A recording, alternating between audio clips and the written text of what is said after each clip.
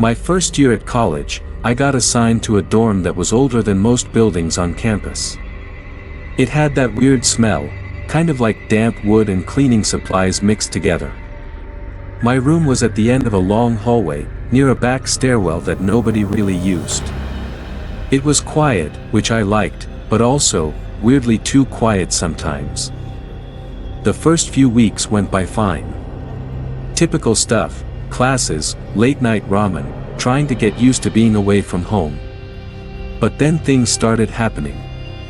Little things at first. My desk chair would be pulled out when I swore I pushed it in. My closet door was open more than once when I remembered shutting it. I told myself I was just being forgetful. Adjusting to the new routine. Normal freshman stress, right? One night I stayed up late working on an essay. Around 2 a.m., I heard footsteps in the hallway. Heavy ones. Not the kind of shuffle you hear when someone's heading to the bathroom half asleep. These were slow, deliberate steps.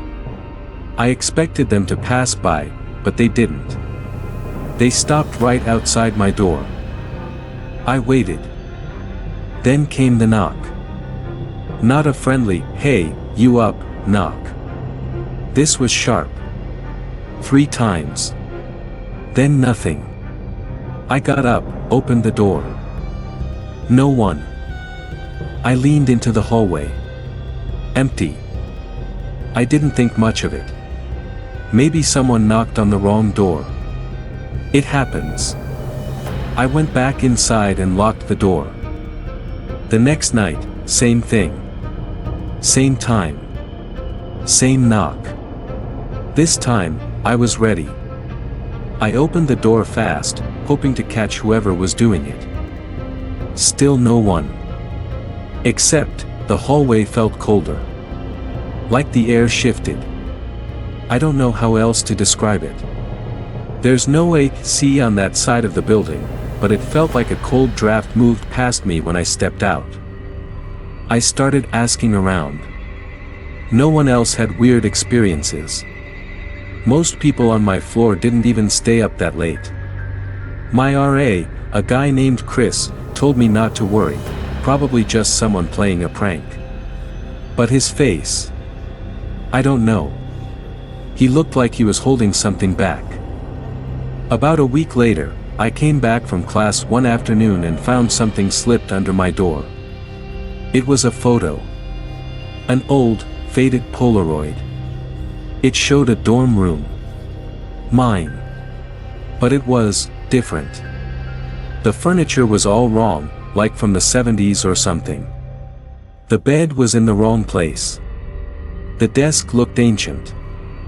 But what really got me was that in the corner of the room, near the window, there was someone standing. A man. Face shadowed. Just watching. I ran to my neighbor's room, asked if they'd seen anyone hanging around, maybe someone taking pictures. They hadn't. That night, the knocking came back. But this time, it didn't stop at the door. I heard it, inside. The closet door. 3 knocks. From the inside. I froze. My breath caught in my throat. I waited, staring at the door. Another knock. Slower. I didn't open it. I couldn't. Eventually, it stopped. I left my room that night. Slept on the common room couch. Didn't care how weird I looked. I just couldn't be in there. The next morning, I worked up the nerve to check the closet. Nothing. Just my clothes. A few storage boxes. But one of them had been opened. I never opened that box. It had old notebooks and stuff from high school. But now there was something else in there. A second photo. Same room. Same shadowed figure. Only this time, he was closer to the camera. Closer to where the bed would be. I showed the pictures to Chris, the RA. He looked pale. Finally, he told me something I wish I never heard. Apparently, back in the early 80s, a student named Harold was found dead in that same room.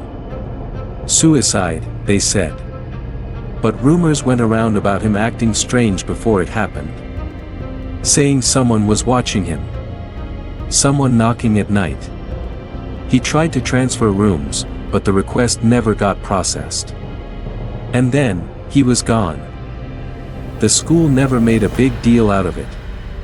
Quiet investigation. Closed file. Chris only knew because his uncle had gone to this school and lived in the same building back then.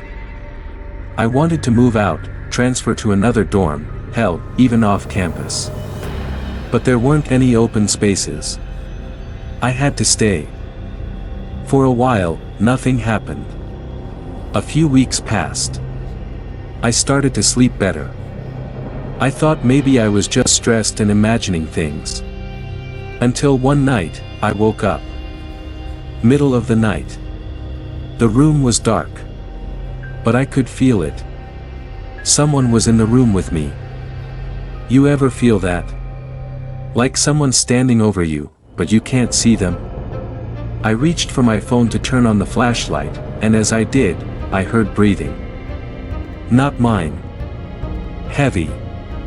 Raspy. Like whoever it was had been waiting there a long time. I turned on the light. The room was empty. But the closet door, wide open. That was the last straw. I begged the housing office to let me switch. I didn't care where, I just needed out. After a few days of pushing, they moved me to another building. My new room was smaller. No private bathroom. No quiet hallway.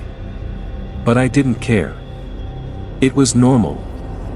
I kept the photos though. I don't know why. Maybe to remind myself it was real. That I wasn't crazy. Sometimes I still think about that room. I wonder if someone else lives there now. If the knocking ever started again. Or if maybe, just maybe, Harold isn't done trying to tell his story.